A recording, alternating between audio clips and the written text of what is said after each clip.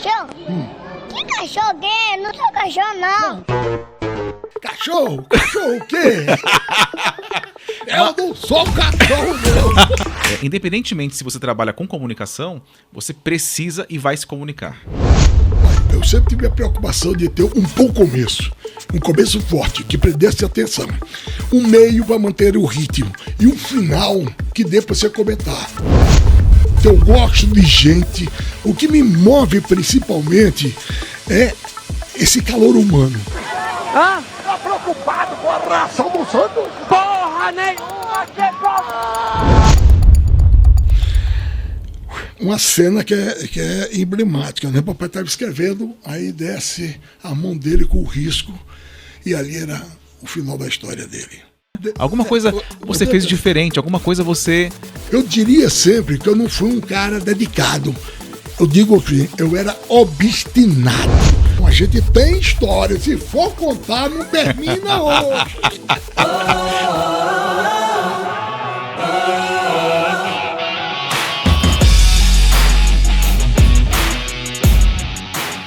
Márcio, como é que funciona quando você vai gravar?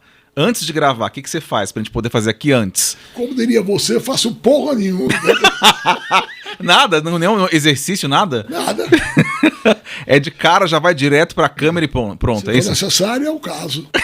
Eu dou um acelerado. Pronto. Então pronto, então? Acelerei, entro na reta final e vamos embora. Vamos lá, então?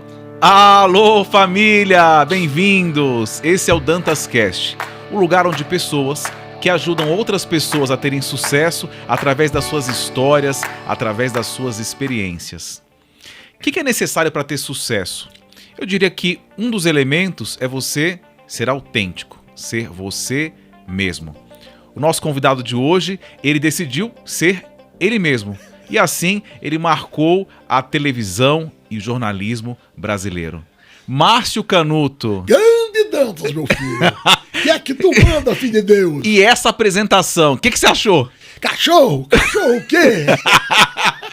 Eu não sou cachorro, não. Márcio, muito feliz de você estar aqui no Dantas Cast. Obrigado. Esse é um canal que quer inspirar as pessoas através da história, a história de vida, né? A história de sucesso de profissionais como você, né? Que tiveram que ser criativos, que tiveram que pensar fora da caixa, que tiveram um trabalho notável dentro da tua profissão, né? Você é muito generoso, mas você falou uma coisa assim da autenticidade. Eu acho que a coisa facilita muito. Quem vive dois personagens, ou seja, o verdadeiro e o pré-fabricado, ele não vive feliz, né? Então eu não tenho a menor dificuldade porque eu sou eu mesmo. Eu sou em casa assim desse jeito, eu sou na rua desse jeito, eu sou trabalhando desse jeito, eu gosto de gente. O que me move principalmente é esse calor humano. Eu gosto de gente, eu gosto de conversar, eu gosto de abraçar. Às vezes posso até ser inconveniente, porque eu gosto de abraçar, eu gosto dessa troca de energia. É verdade, em todo canto. Voltei agora, por exemplo, para fazer futebol, voltei simplesmente pelo fato de ter reencontro popular com as pessoas. Eu gosto de ouvir história, entendeu? E cada uma pessoa, se você entender, cada um é um livro, cada um tem histórias, tem curiosidades, tem dramaticidade, tem história para contar. Meu pai dizia uma frase muito interessante. Meu filho, o homem vale pelo que viveu e tem para contar. Quem passou linear não tem história para contar. Ele simplesmente passou pela vida. A gente não, a gente tem história. Se for contar, não termina hoje. Falando em história, se você gosta de histórias, se você gosta de se inspirar com histórias, você tem que se inscrever aqui no Dantas Cast. Quer participar? Tá aqui, ó, o QR Code que você pode participar, pode contribuir, comenta, compartilha com os familiares e venha fazer parte dessa nossa equipe aqui que tá, né, aqui curiosíssima entender um pouco da tua história, Márcio. Quem é Márcio Canuto? Márcio Canuto é aquele menino da Praça Senibu, rebelde, inquieto, peralta, entendeu? Que teve uma vez uma oportunidade, aos 16 anos, de ser jornalista.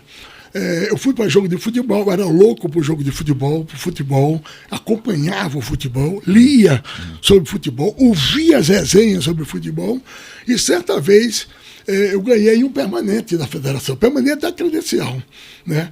Porque meu pai tinha sido presidente, embora tampão. Eu vivia na federação, eu sabia de tudo sobre o futebol de Lagoas, uniforme 2, uniforme 3, quem foi contratado, quem saiu. E até que um dia a mulher disse, está terminando a temporada e tem esse permanente aqui, essa credencial que ninguém veio buscar. Não quer não, era tudo que eu sonhava na vida, né? E para justificar também eu não achava correto, não era decente eu usar uma coisa do qual eu não tinha direito. Mas eu estava fascinado pelo fato de assistir futebol, de estar na pista, estar naquela fofoca. De graça ainda, né? De graça. Mas o principal era você estar junto nos detalhes, nos bastidores do futebol. O que acontece? Nesse mesmo dia que eu fui para o futebol a primeira vez, comprei um caderno, uma caneta, fui para o jogo. Também anotei tudinho, segunda-feira eu cheguei no jornal com a resenha do jogo. E foi publicada. Isso me empolgou, né? Me empolgou de tal forma que com um mês eu já escrevi uma página inteira, de graça. Eu diria sempre que eu não fui um cara dedicado. Eu digo que eu era obstinado. Aí eu li, eu via resenha, procurava todo jeito, de forma até autodidata, de aprimorar meu trabalho, de ficar mais eficiente, de ficar mais competente, de conseguir conquistar mais o respeito pelo meu trabalho. Alguma coisa fez com que aquele garoto alagoano se transformasse numa celebridade, ou que conquistasse o seu espaço dentro da tua profissão, ou que fizesse você ser o nome de uma avenida na sua cidade natal, né? Alguma coisa você fez diferente, alguma coisa você... É muito interessante isso, porque as dificuldades me tornaram mais vencedor. Tudo que era mais difícil, eu me dedicava mais para corrigir, né? Então... por exemplo, no jornal, naquela época, eu já lia, não tinha faculdade de jornalismo em Alagoas, mas eu lia os cadernos e lia todo dia os principais jornais, o estilo até de diagramação. Diagramação é a forma de você apresentar. Então, fui um dos primeiros caras a cuidar também. Eu escrevia, titulava, entendeu? Distribuía as páginas. Isso eu estou falando de 1962, 63, Caramba. 64. Eu com 16, 17, 18 anos. Entendeu? Passei, inclusive, porque uma vez, me recordo uma vez no jornal, no diário, eu escrevendo, mas eu era um menino, nunca fiz curso de datilografia. Aliás, ainda hoje sou o pior digitador que o mundo conhece. Porque aí eu batia assim, procurando, catando milho, né, como a gente diz, né? Aí uma vez dessa o cara chegou e disse, ei, gente, traz uma água aqui para passar na máquina que o Márcio está tocando fogo. A máquina é tão rápido que está incendiando a máquina. Era sacanagem esse cara comigo, né? Aí eu comecei, resultado, com menos de 6 meses eu era chefe dos cabas velhos, né? Não era que eu era melhor do que eles, eu era mais dedicado do que eles. Mais dedicado. E naquela época quem mandava no jornal era o gráfico. Era difícil arranjar um bom gráfico que trabalhasse bem na linotipo. O profissional não sabe que é linotipo, porque é daquela época. Linotipo, ele ficava teclando num ritmo tal que não acavalasse as letras e fazia lingote de chumbo, linha de chumbo, que era para fazer depois o aperto e ela não trepidar na hora da impressão, né? Da máquina de impressora. Então eu fui, aí eu comecei já a discutir com o pessoal embaixo da oficina, os que já me respeitavam, porque eu sabia da oficina pelo menos o básico, o fundamental, tinha condições de dialogar com ele, até de exigir essas coisas. E foi assim. Que legal, a gente quer conhecer o Márcio Canuto, né? E sabe que eu tô há 3 semanas treinando para não falar Márcio Canudo. Alguém já te chamou de Márcio Canudo? Oxe, Márcio Canudo, então é uma beleza. Caruso. Caruso aqui, gente. Pô, aí eu me senti o próprio tenor, tá entendendo? Pô, não, e eu não me incomodo. Tem nem que você troca, dizendo na televisão que você troca o nome, ele fica revoltado, né? Você não. Eu nada, só um esforço da pessoa tentar me identificar pelo meu nome, isso já não tem preço. Já é compensador, né? Então, nós queremos falar hoje aqui, Márcio, sobre o Luiz Márcio. Esse profissional que pensou fora da caixa, esse profissional que foi encontrando formas de se destacar, e você já começou a se apresentar, mas essa apresentação que você fez não valeu muito. Porque aqui no DantasCast a gente tem uma forma diferente da gente conhecer as pessoas. Eu quero saber se você aceita o desafio. Vamos nessa. Podemos? Claro. É uma espécie de quebra-gelo, mas é importante para que as pessoas entendam de fato quem que é Márcio Canuto. Pode ser? Bom, Vamos lá? Então vamos lá. Márcio, você acha correto o pimentão no vinagrete? o pimentão do vinagrete, eu nem gosto do pimentão, tá entendendo? Pô, não, bate aqui. Certo? Nem gosto de pimentão. Né? E o vinagrete, dependendo da carne ou do tempero. Agora, disso também é dispensável. Você, que bom também, eu também. Então, se for convidar eu e o Márcio para um churrasco, não coloca pimentão no vinagrete. Eu também acho que não tem que colocar. Mercado, você vai pro mercado e fica procurando gôndola por gôndola, ou você é aquele cara que vai direto, objetivo? Como é que é o teu estilo? O meu estilo é mais direto, entendeu? É. Eu dou uma olhada rápida, né? Se é um lugar setorizado, você dá uma olhada rápida, o que você quer, onde é que está o preço, qual é a promoção. Então, promoção é que a gente adora, né? É o meu caso. Então, eu faço normalmente isso. Normalmente eu dormia, quem fazia isso tudo era minha mulher, mas ela teve esse câncer, então ficou um pouco distanciada da história, está recuperada, é verdade, e eu peguei esse jeito, porque na hora de pagar sou eu mesmo, entendeu? Então eu que vou lá. Agora, eu vi que você gosta de musicais. Gosto. Eu gosto de tudo que é arte. É mesmo? Eu vou, se tiver uma grande companhia de balé, eu vou. Essa Débora Corpo, esse pessoal, eu vou. Tem algum musical que você lembre assim, que seja muito bom para indicar pro pessoal, não? Mas, musical. Ou que você tenha assistido, que te marcou? Por exemplo, assisti ontem o Spray, com o Thiago Abravanel fazendo papel de mãe da personagem. Legal. Né? Muito bom, divertido, tudinho. Assisti há bem pouco Noviça Rebelde, vou agora assistir o Elvis Presley, no qual eu sou fã incondicional. Aliás, eu faço uma coisa que pouca gente sabe. O quê? Eu tive naquela época, olha, estou falando de 1970. Né? Eu tive um programa de rock, talvez o primeiro programa de rock, verdadeiramente de rock do Nordeste. É mesmo? Era Márcio Canuto em quinta dimensão. Como é que era o programa? Como é que era? Rock and roll, meu filho. Era na rádio, não? Era na Rádio Gazeta. Né? E era uma coisa interessante, como era tão meio inovador para a época, né, que não tinha desse público consolidado, a rádio não tinha, a discoteca não tinha. Eu comprava. Eu sempre fui eu sempre investi. Sempre investi. Aí sempre primou pela qualidade, né? Você sempre quis fazer uma coisa bem feita, pelo visto, né? Sempre quis fazer uma coisa boa. A minha preocupação sempre foi fazer uma coisa de qualidade, uma coisa que merecesse a atenção, que retribuísse a atenção do leitor, do telespectador, do ouvinte e assim por diante. Então eu comprava bastante naquela época. Alice Cooper, Led Zeppelin, entendeu? Isso tudinho, que o pessoal não está habituado, mas depois começou a gostar. E eu sou fanático por rock and roll. Deixa eu agradecer aqui a Elite Flores, que sempre é um apoiador. Já comprou flores para sua esposa, não? Puxa, minha mulher você já foi na Elite Flores ali? Quase todo domingo ela recebe flores. É mesmo? Então, você que está nos assistindo, siga o exemplo do Márcio, né? Dê flores para as pessoas que você goste. Coloque flores em casa, é legal. Vai lá na Elite Flores, vai no site, você consegue pedir, é super prático. E aí você vai deixar a sua vida mais florida, uma vida mais alegre, né? Digo, né? Como é que eu chego lá? Elite Flores, certo. Que fica. Vou deixar aqui o site para as pessoas entrarem. Fica ali no bairro do Morumbi. Eu sei. Ali agora tô entendendo. É perto da sua casa, não é? Não? Eu compro bastante. Você compra lá? Compro. Então, aqui um abraço pro Ricardo, o pessoal da Elite Flores. Ricardo é um cara trabalhador, Ricardo, eu conheço. Você conhece o Ricardo? Aí, Ricardo, ó, o seu amigo aí participando aqui do Dantas Cast, contando a sua história.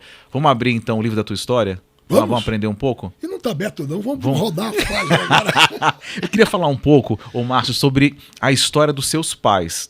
Eu vi que você tem uma referência muito forte pela sua mãe, né? Uma relação de muito respeito e de referência. O seu pai também. Olha, são ainda minhas duas referências, são meus ídolos.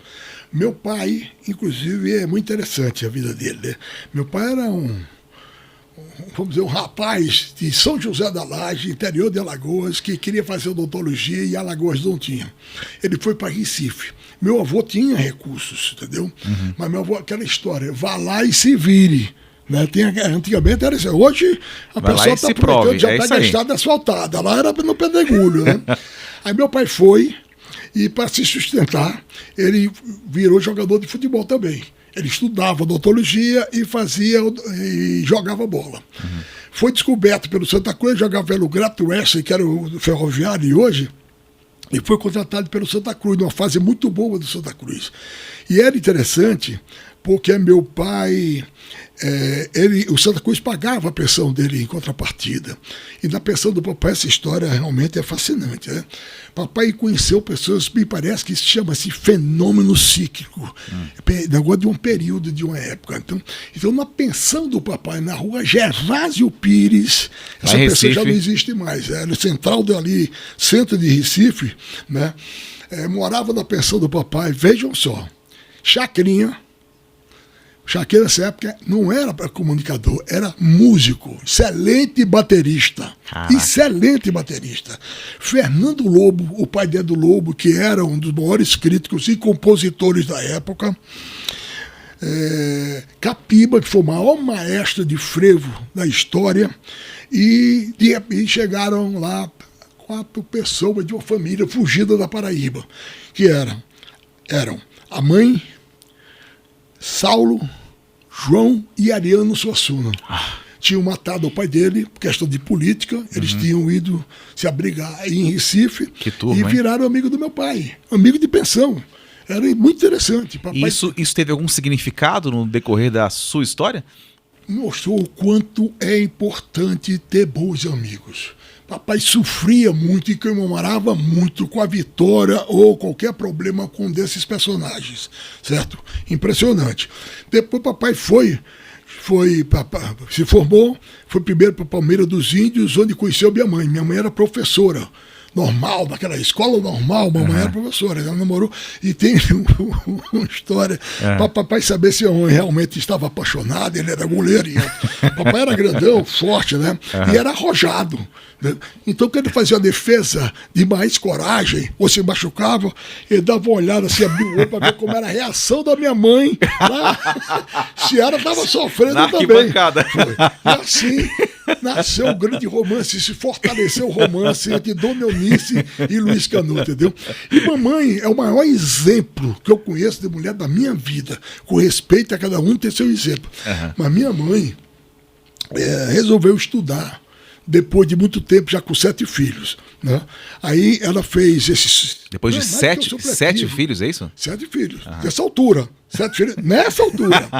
Então, até esse ponto. Passou em primeiro lugar. Aí fez um concurso para professora na Escola Técnica Federal, que era quase equivalente à universidade. Passou em primeiro lugar. Mamãe, depois, no meio disso, olha só, mamãe tomava conta de 7 filhos.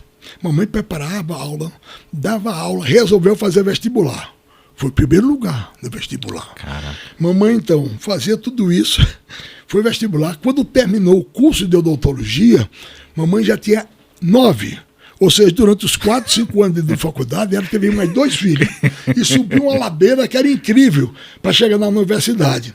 Pois mamãe teve, ao final do curso, as maiores notas da história da faculdade de odontologia. Caraca. Até bem pouco ainda era ela. Não sei se hoje alguém bateu. Mamãe nunca fez uma prova oral, nunca fez nada, porque tudo ela passava por média muito antes. Então, Dona Eunice não é fácil. E Dona Eunice foi uma figura seguinte, quando o papai morreu, com 58 anos, dando aula. Papai morreu dando aula. No meio da aula... No exercício da profissão. Aí tem uma cena que é emblemática, né? Papai estava escrevendo, aí desce a mão dele com o risco, e ali era o final da história dele, né? Foi duro. E Dona Eunice conseguiu se reinventar. Mamãe não sabia assinar um cheque, porque papai era muito centralizador. Mamãe conseguiu, com muito menos dinheiro, negócio, multiplicar o patrimônio, cuidar com exemplo. Os 9 filhos. Ela se formou? Se formou em primeiro lugar. Mamãe tinha o seguinte, não sei se hoje seria factível, né? Assim, ela podia ensinar o que quisesse, a matéria que quisesse, ela estava preparada para isso. Mamãe era impressionante. E fez isso, multiplicou o patrimônio, tudo, ganhando menos. Mamãe com 85 anos, ela nadava na praia. Ela ia para o mar, não era nadar na piscina, não, ela ia para o mar. Mamãe foi uma figura incrível, foi o maior exemplo que tem de coisa determinada, de coisa que eu vou fazer e vai ser certo. E criou o menino, aí como diz meu irmão, né? Numa das últimas orações que disse para minha mãe, olha, mamãe, a senhora cumpriu isso, ela com uma vez e disse, Isso no hospital. Era já ser papai. Papai morreu com 58, né? Aí meu irmão disse, mamãe, a senhora cumpriu a sua missão. A senhora teve 9 filhos, nunca foi para a delegacia, nunca deu um grande desgosto. Eu sei que alguns minutos depois ela morreu.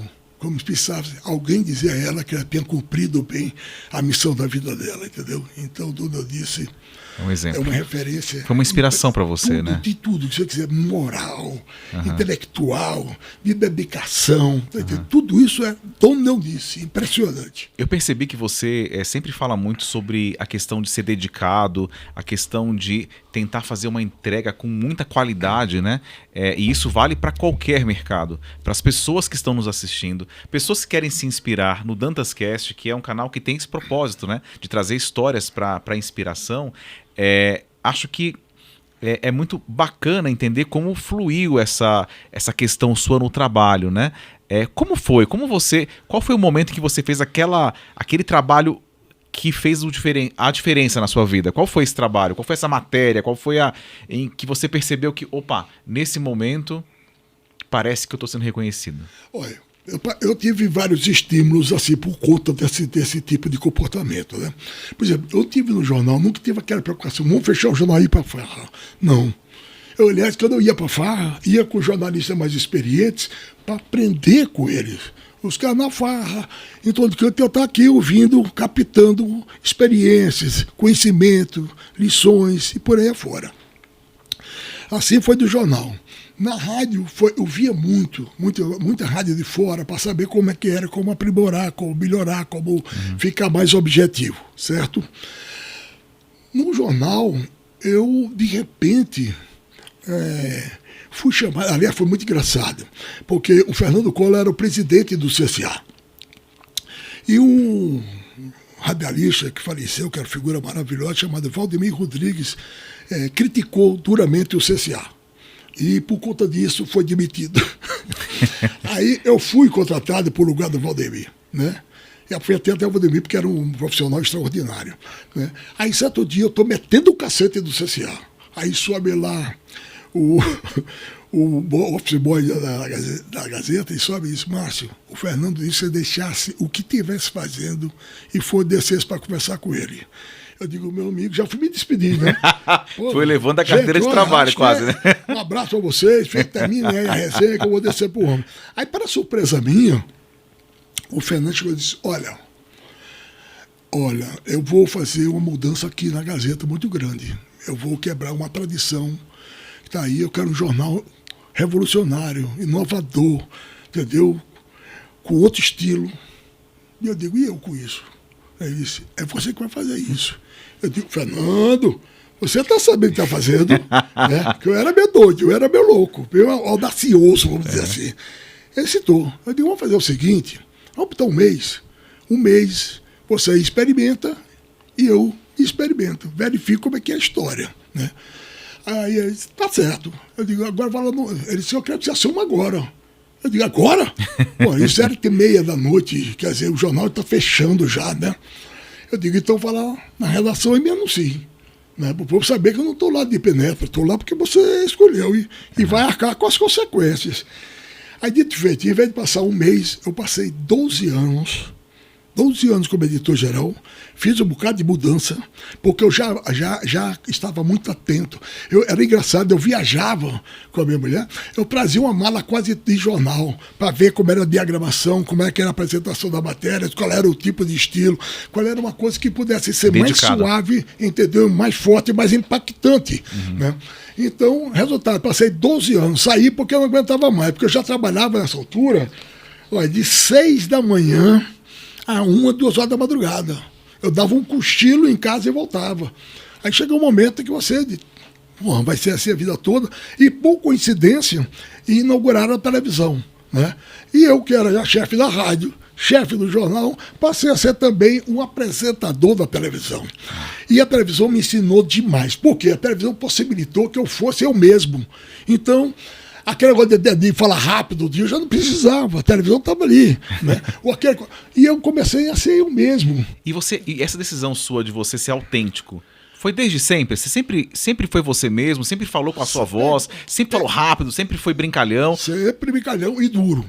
Duro. Eu era um chefe que mordia e soprava, tá entendendo? Uhum. Mas não mordia e soprava para o bem do pessoal. Entendeu? Que é uma coisa levada bem, vamos tocar o Rony, não é assim. Televisão é televisão, jornal é jornal. E toda a gente tem uma responsabilidade muito grande, principalmente lá atrás, né? Que era coisa de fonte de informação. E que tinha que ser notícia bem apurada, bem contada, essa história toda. O jornal também, né? Então eu criei muito do jornal, criei muito personagem. Quer dizer, não era só o fato de que teve um concurso de moda, não sei o que, não.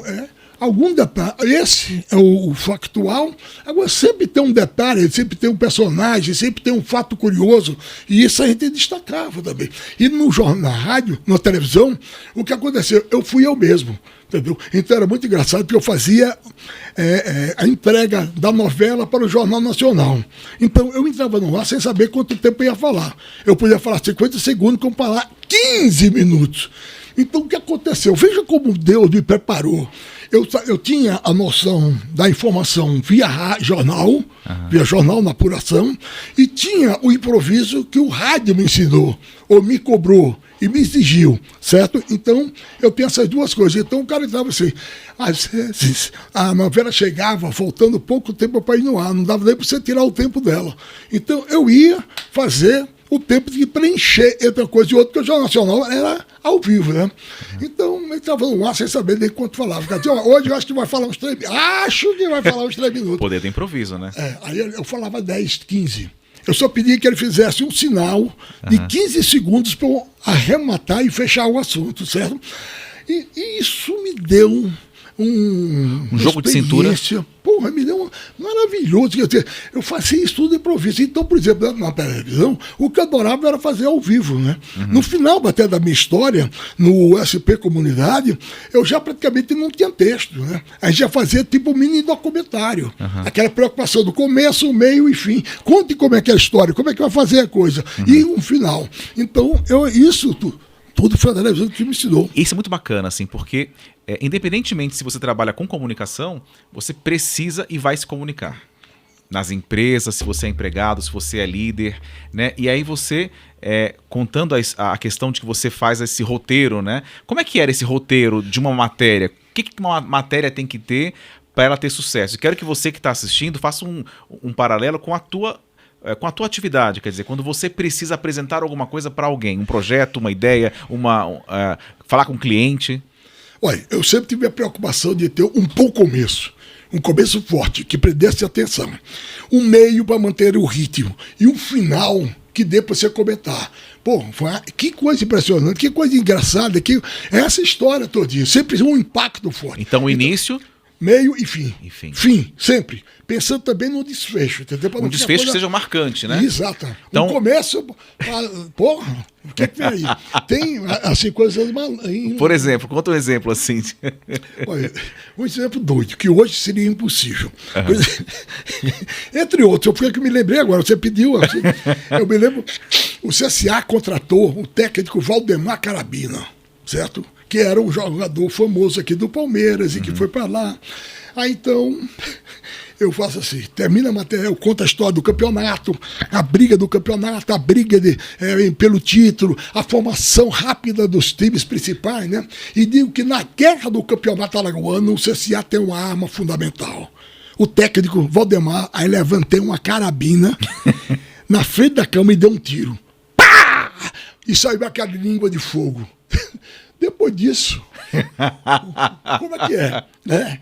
O cara vai ficar louco, porque nem eu, quando eu tirei, fico com medo, imagina o cara que sai de casa. E você não tinha receio dessa coragem, de repente arriscar? Qual que é o limite entre a coragem, né, de você arriscar, de você fazer uma coisa completamente inusitada, e o receio, né? O receio de, será que eu vou errar? Será que eu vou fazer alguma coisa?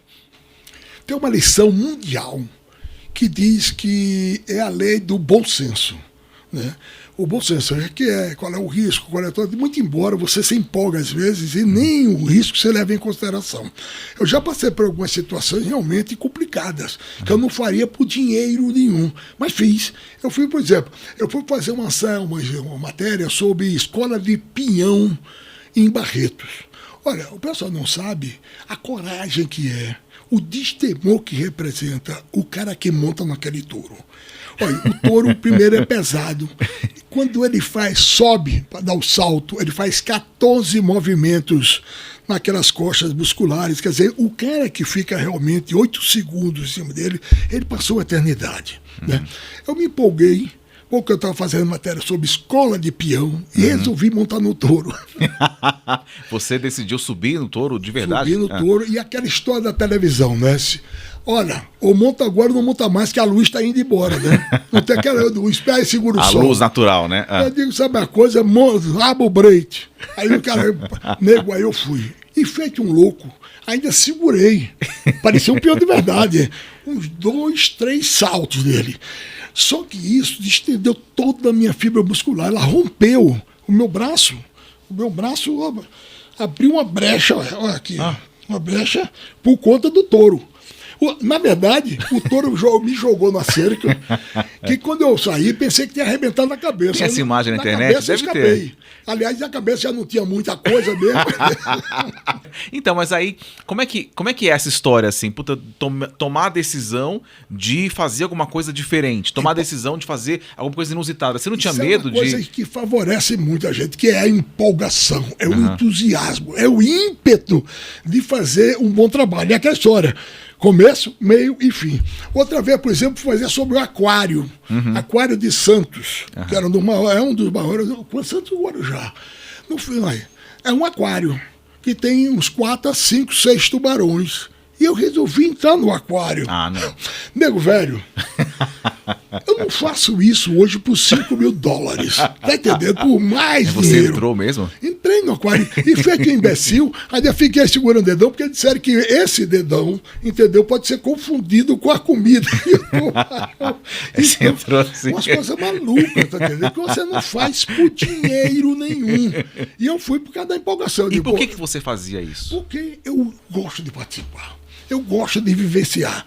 Ou seja, eu quero exercer a função que seria do telespectador. Ele adoraria estar ali no meu lugar, né? Talvez não tivesse coragem, mas estaria. Porque eu, no lugar dele, não tinha, não. Entendeu?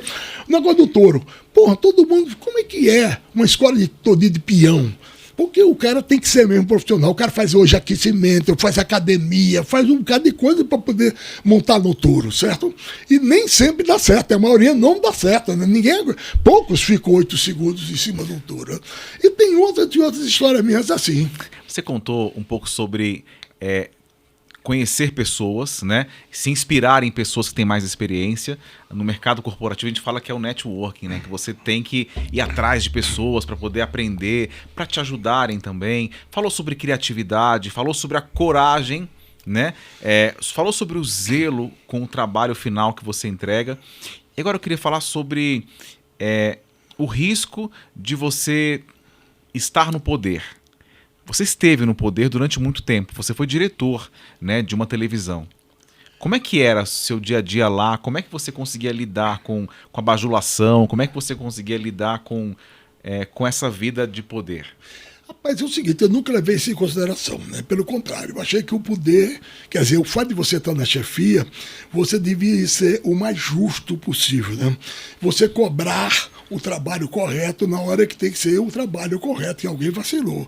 Na hora que se fizer um trabalho bom, é a hora também de elogiar, porque o que precisa, o profissional precisa de reconhecimento.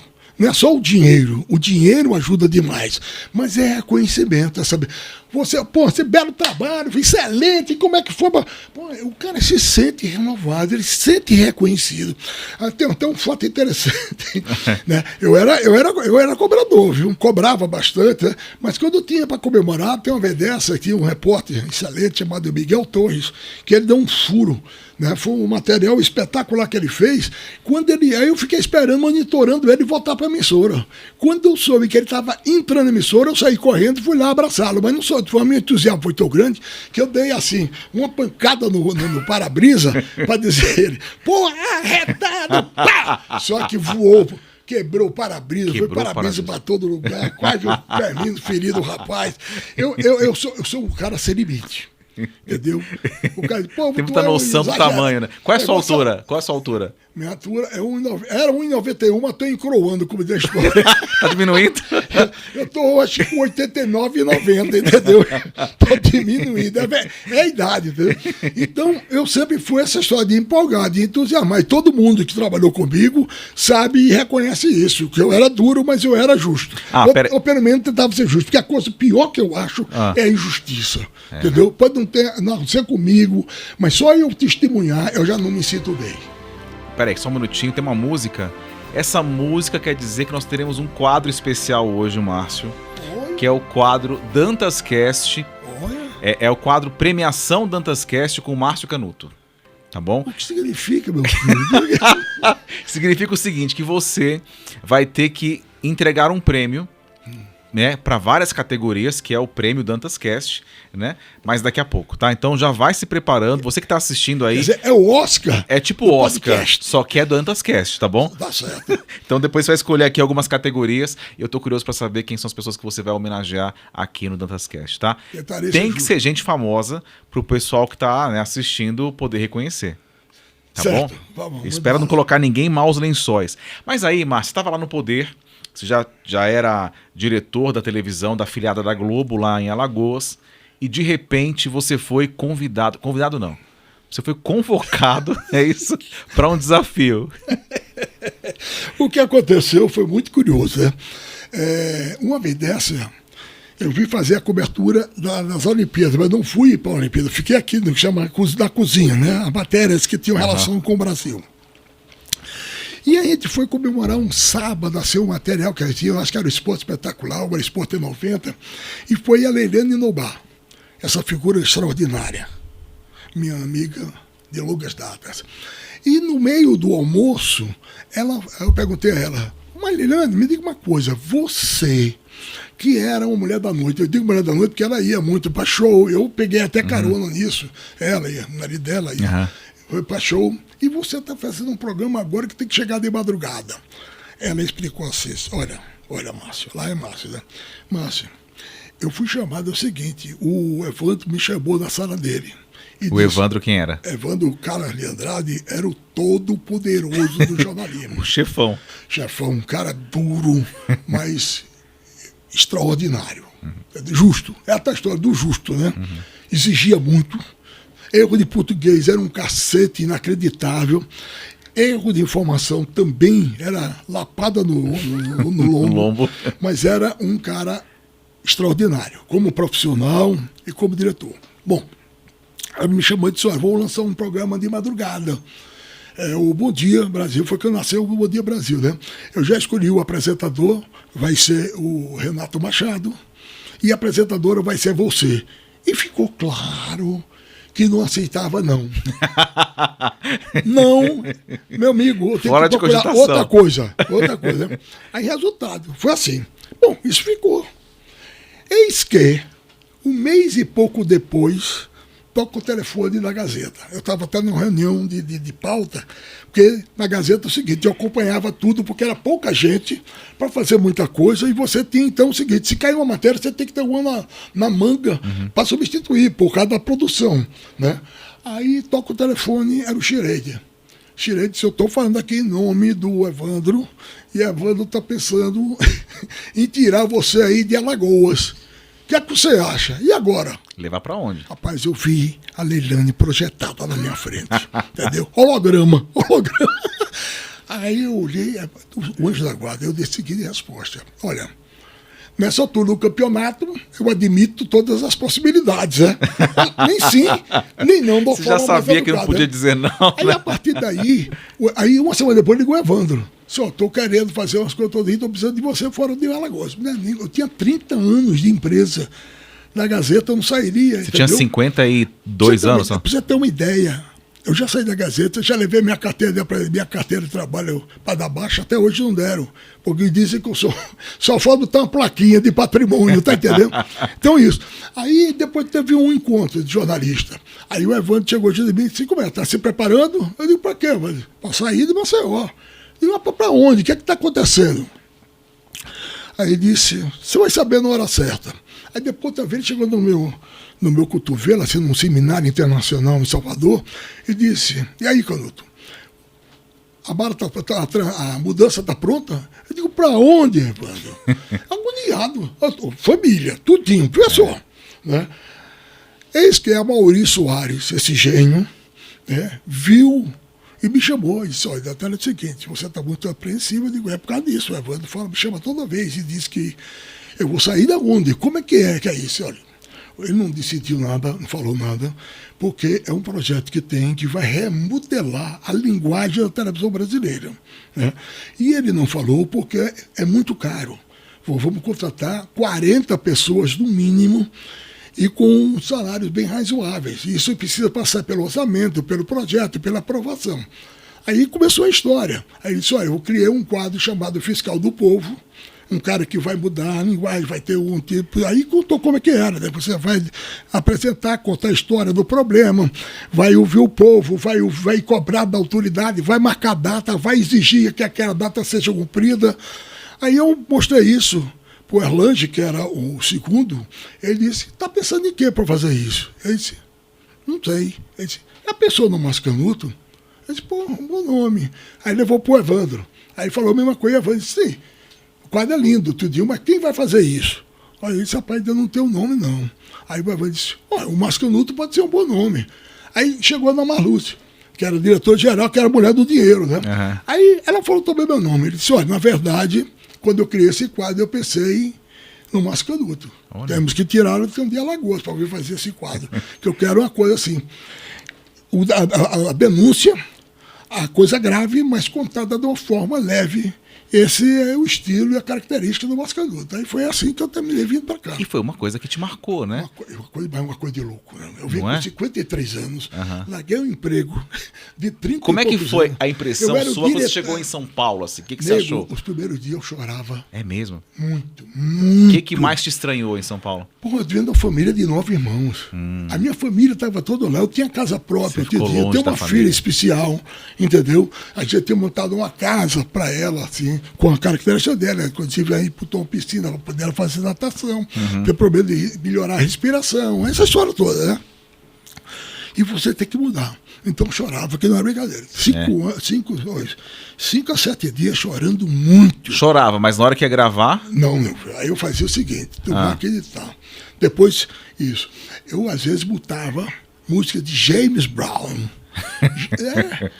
Parece brincadeira. Elvis Presley, tratado para Marcelo Rossi, que era para dançar e me reanimar. Entendeu? É como se fosse uma energia, em busca de energia. James Brown demais. Entendeu? E isso Deus me abençoou. Porque quando eu fiz algumas matérias, a primeira matéria minha, foram meio impactantes. A ponto tal de que com um mês eu estava na Veja. Veja, a grande Veja, dizendo que eu tinha sido contratado para brigar com o Ratinho, né? Nada disso. Ratinho é extraordinário, tudinho. Mas a minha função era de repórter. Mas graças a Deus, com a bênção e o acolhimento do povo. Eu sou muito grato a São Paulo, ao povo de São Paulo. Olha, manda um abraço, povo de São Paulo. Então. Povo de São Paulo, eu te amo, é verdade. Olha, eu adoro minha terra. Alagoas é extraordinário, Maceió é lindo demais, é um pedaço do paraíso. O povo é extremamente gentil e generoso comigo, a ponto tal de que eu sou o nome de uma avenida. Avenida Mascanuto, pode ser. Tem lá uma bola imensa, para destacar meu tempo que eu era jornalista esportivo lá. Eu estou no Hall da Fama, quem inaugurei o Hall da Fama. Eu tenho uma tribuna de imprensa com o meu nome. Caramba. Tenho as maiores honrarias e condecorações de Alagoas. E recentemente eu fui para lá, os caras botaram um documentário sobre a minha vida e inauguraram a redação do jornal principal, que é o Jornal Gazeta de Alagoas, com redação Mascanuto. Quer legal. Dizer, é um que prestígio, né? Que prestígio, né? Um pouco do seu legado, né? A gente fala muito hoje em dia, Márcio, sobre propósito, né? Que as pessoas têm um propósito, né? E quando a gente vai olhar a tua história e vê essa tua função como fiscal do povo, né? E ouve você falar com essa alegria, com com esse carinho que você tem pelo povo, pelas pessoas, né? Eu sei que você dispensava segurança, eu sei que você não queria ficar separado, você queria ficar no meio do povo, né? Eu acho que segurança atrapalha, mostra que você não tem muita confiança no povo, os caras ficavam retados, né? Eu dizia, meu filho, fica aqui, observe, se vê alguma coisa que lhe incomoda ou que tenha perigo, você entra fora disso, deixa eu com o povo, que o povo me agarra, que eu agarro o povo, deixa comigo. Como é que era a reação do povo quando te via? Assim, o que o pessoal fazia? É maravilhoso, eu já tomei tapa, tomei cotovelada, já caí com o povo, mas eu acho isso arretado, eu acho isso parte do jogo, tá entendendo? E uma coisa também que eu tenho a agradecer é que o pessoal entende, quando eu vou lá, entendeu? Que tem aquela coisa que passa do habitual do dia, o povo entende, né? Mas por que eu não faço por maldade? O pessoal acha, o Márcio, que é só alegria, né? Mas como é que é a história das três coisas que um jornalista, um repórter de rua, tem que dar valor? O que é? Olha, o Tonico Ferreira contava essa história, que tem 3 coisas que o jornalista que vai pra rua. Eu fui repórter de rua, quer dizer, é a face cruel e dura do jornalismo, né? É a rua, e que eu amo. Eu amo, entendeu? É a rua. Estúdio, não, vira a rua, eu quero é povo. Entendeu? Mas diz que tem 3 coisas que você tem que fazer quando for pra rua. Se vê água, beba. Se vê coxinha, coma. Se vê banheiro, vá. Você nunca sabe quando vai ter outra chance. Porque tem... Às vezes fica a tarde inteira lá, o dia inteiro, sem comer, né? Sem ir ao banheiro. Quer dizer, você até precisava de alguma coisa, não tinha nem como você socorrer. Já usou o banheiro de alguém assim? Pediu pra alguém pra usar? Ao mesmo tempo, era muito bem recebido. Tinha lugar que eu chegava, tinha bolo, tinha tudo, café. Quer dizer, eu não costumo comer durante o trabalho, porque eu acho que tira um pouco o meu ritmo, mas aí eu não podia negar, né? Exatamente. Negar, né? Então eu comia, a mulher talvez no final se arrepender de ter me oferecido. Eu comia. Comia de verdade, não era educação não, né? Ô Márcio, e me diz uma coisa, você ajudou mais de 100 pessoas, pelo que eu li ali naquelas matérias do Fiscal do Povo, gente que estava com falta de luz, gente que estava com falta de esgoto. Tem alguma situação assim que tenha te marcado? Olha, primeiro vamos dizer o seguinte, não foram dezenas de pessoas. Teve um ano, aliás, 3 anos dos 17, 18, 61, 98 para 2019, que era 22 anos, 21 anos, né? 21 anos. Nesses 21 anos, 3 fizeram uma pesquisa sobre o benefício ou malefício do Fiscal do Povo. Nesses 3 anos, tinha ajudado de forma direta ou indireta 4 milhões de pessoas. Ou seja, o dobro da população do meu estado de Alagoas. Que maravilha. Entendeu? Isso era interessante. No começo, eu também tinha vezes que eu não dormia ou chorava quando chegava em casa. O que aconteceu? Eu fazia isso porque você, por mais que seja insensível, você termina captando um pouco dessa mágoa, desse desespero, desse drama do pessoal, né? Então, eu não conseguia ir para casa direto. Eu rodava, ia para cinema e fazia coisa para se desvincular, daquela situação, daquele drama, né? Não era brincadeira, não. Mas eu tenho muito orgulho, sabe? Porque eu acho que, além disso, eu era, como é que eu diria? Eu fazia uma missão cristã. Márcio, o papo tá excelente, mas chegou o grande momento do Prêmio Dantas Cast com Márcio Canuto. As ordens, vamos votar. Vamos começar aqui. Você vai eleger. Temos aqui algumas categorias, é uma premiação séria, tá? Certo. Então, pessoas aí famosas que você vai abrir pra gente aí quais são os principais, as qualidades, tá? Podemos começar? Bora. Primeiro prêmio, categoria colega de trabalho mais inspirador. Francisco José. Por quê? Porque Francisco José é um repórter dedicado, é um cara de uma coragem sem limite. Índia, um dos países mais fascinantes do planeta. Francisco José é um repórter de Pernambuco, né, que ganhou também, simplesmente fez mais de 100 Globo Repórter, né, para você ter ideia da capacidade dele. Uma coragem que eu não conheço em ninguém igual, entendeu? E um cara de uma lealdade inacreditável. O Francisco José, ele não é mais meu amigo. Há muito tempo que ele é meu amigo. Ele é meu irmão. Também a história que ele quer com quem você troca experiência, tudinho. Na hora de eu vir para a Globo, também foi um cara que eu consultei para poder vir para cá. Francisco José de Brito, popular Chico José, coronel do Nordeste. Chico José, parabéns por ter ganho aí colega de trabalho inspirador. Melhor senso de humor, quem é? Senso de humor. Isso, Quem é a pessoa assim que tá sempre rindo, pessoa que é alegre, chega na... Você ia se auto... Você pode se auto-presentear com essa categoria, talvez, né? Um cara que era interessante era Chico Pinheiro. Olha que chique. Chico Você vê Pinheiro. como só, o elogio que bate Chico também bate Francisco, né? Simpático. Chico Pinheiro é uma figura também de um bom humor. Também que tá mal-humorado sai de perto. Mas o Chico não. Mas o Chico é muito sagaz, muito interessante, um belo amigo também. Quem que é um colega que vai ganhar a categoria criatividade brilhante? Um cara que é brilhante, criativo. Esse é facílimo. Quem é? Esse chama Amaury Soares, hoje o todo-poderoso da Globo. Eu sou admirador dele porque eu assisti alguns saques, algumas jogadas geniais de Amaury Soares. E, primeiro, a minha gratidão por ele ter ido me buscar em Maceió, criar um quadro pensando em mim em Maceió, né? E é um cara o seguinte, que aos 18 anos foi o cara que liderou o Aqui Agora, que era um programa policial, programa geral que marcou, né? incomodou a Globo. O cara com 23 anos era diretor do Fantástico, né? Com 26 era editor executivo no tempo da linha Vitifib do Jornal da Globo, né?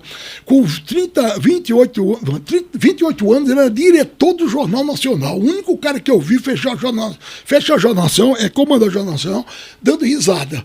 Com 30 anos o cara era diretor de São Paulo, revolucionando, né?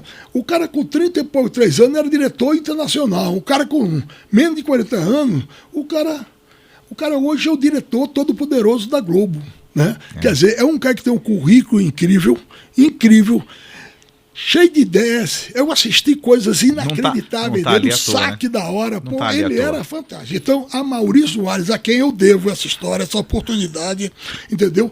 Agradeço a convivência com ele, pelo que eu aprendi, só vendo ele agir. Legal. Porra, Um cara que te inspirou, né? Narrador esportivo, quem que é a tua referência, assim? rapaz, Osmar Santos e hoje Edson Mauro. Cortou o primeiro, alugou o Bentinho, vem pra boca do gol, bateu de perna direita. E que gol!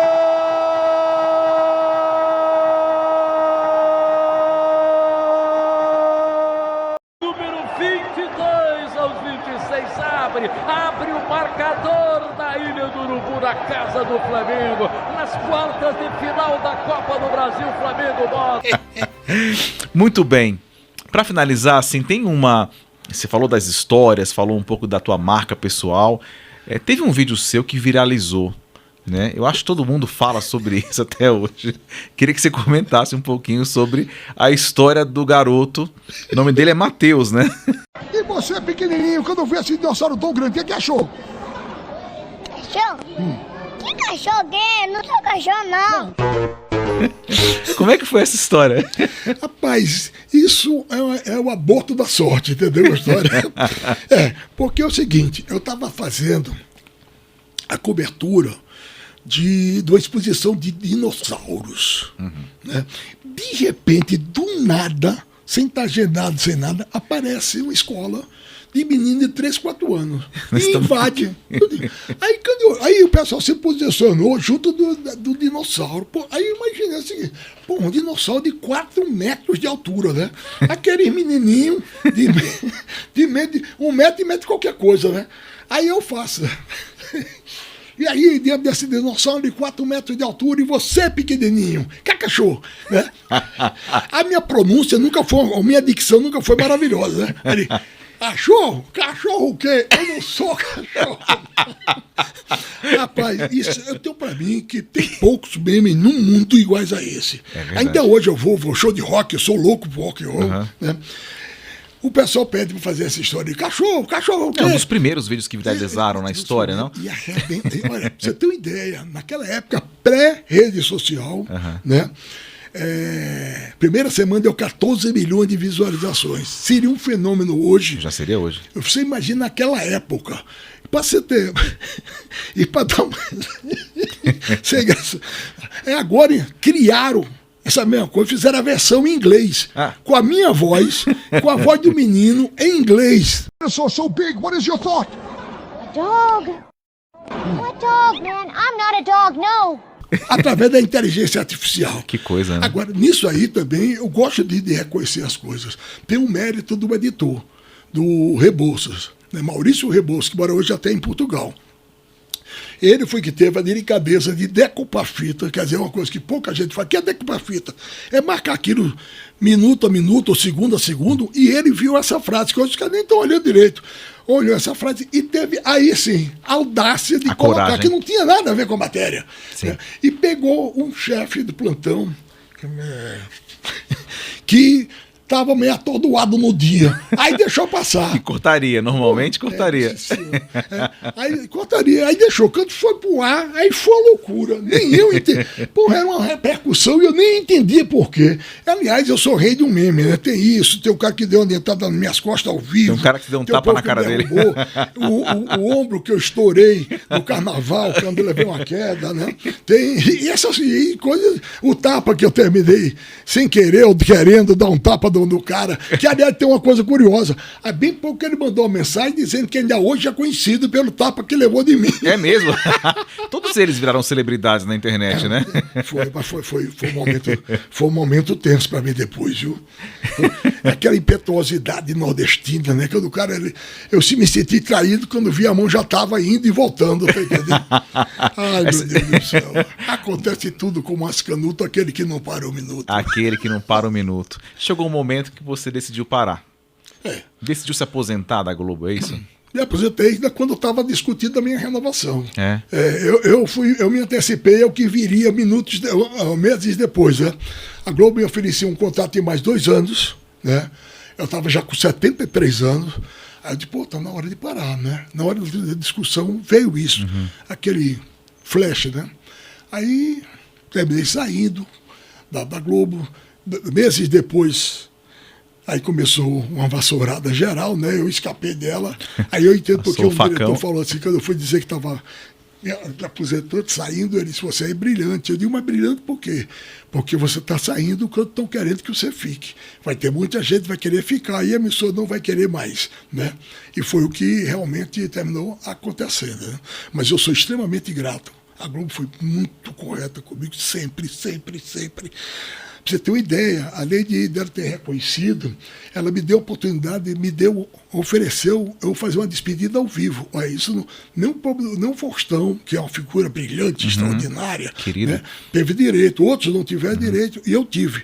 Eu não quis fazer ao vivo porque eu preferia evitar esse tipo de emoção inesperada, né, ao vivo, né? Então eu preferi ter a emoção lá junto do meu pessoal. Então foi um momento que parou a redação, né? Para me abraçar. Muita gente chorando, inclusive eu. Tudo. Então a Globo foi corretíssima. E depois que aconteceu, a Globo recentemente me convidou para fazer o carnaval, entendeu? É que eu tinha acertado com a Record, não era justo. A Globo me colocou como garoto propaganda do Globoplay. A Globo me colocou como garoto propaganda do BBB 20. Quer dizer, você já viu um repórter passar por isso? Não. E depois me abriu essa... Quer dizer, permitiu não. Eu sei o contrato de que eu fizesse alguns comerciais, né? Com certeza, que Márcio. É outro mundo maravilhoso. Que é o dos comerciais. É outro mundo, mas você aprende... Eu aprendi um outro mundo quando parei aos 73 anos de idade. É que com 20 dias depois eu estava fazendo campanha. Que é que acontece com tanta gente que tem que se reinventar. Tanta gente no mercado corporativo, né, que muda de área, de repente a oportunidade acabou em algum lugar, mas tem outras oportunidades em outros lugares. Mas você comentou um pouco da tua história, pra gente que está aqui ouvindo, né, foi um prazer, assim, é uma inspiração saber de onde você saiu, onde você chegou e o quanto você foi digno, né, o quanto você merece tudo isso que te foi dado, onde você chegou. Quando você comenta essa homenagem que você recebeu, não é uma homenagem qualquer, né? A maior televisão do Brasil parou para te aplaudir, mas é porque é um mérito teu. E aí, para finalizar, eu queria te perguntar uma coisa, Márcio. Quando você está dirigindo ali na Avenida Márcio Canuto, que tem teu nome, o que você pensa e qual que é a sua lição de vida? É que vale a pena ser decente. Vale a pena ser ético. vale a pena ser trabalhador, vale a pena lutar para ser um conquistador, entendeu? Eu não esperava jamais. Eu acho até que a generosidade é mais. Até eu me questiono, será que eu mereço isso tudo? Tá entendendo? Porque é um somatório, né? A avenida, o cara com o nome não avenida, é uma avenida que virou uma das mais importantes de Maceió. E uma coisa que eu nunca cogitei, nunca pensei, e que fui presenteado com isso, né? E é interessante você ser homenageado em vida, porque aí você sabe que a sua batalha, a sua luta, o seu comportamento, tudo isso valeu a pena. Você falou de tantos atributos, eu queria terminar aqui falando da generosidade. O Márcio aceitou vir aqui no canal para dar uma entrevista. Eu fico muito feliz de poder ter tido meu caminho cruzado com o teu. Eu encontrei o Márcio num restaurante, num mercado, né? E aí eu falei, Márcio, você não quer participar do DantasCast? E aí em nenhum momento ele colocou alguma dificuldade. Pelo contrário, ele falou, qual o propósito do programa? Qual o propósito do canal? Conta comigo. E fez e cumpriu. Obrigado de verdade, viu? Muito obrigado mesmo. Obrigado, Dantas. Obrigado ao pessoal que teve essa tolerância, essa paciência de nos escutar. Espero que tenha sido útil de alguma forma. Para todos, um beijo, um beijo. O que você achou? Cachorro, que miserável. Você que está nos assistindo tem uma história legal para compartilhar, entre em contato, compartilhe esse vídeo, dê um like, muito obrigado e até o próximo DantasCast. Tchau, gente, um abraço, felicidade. DantasCast.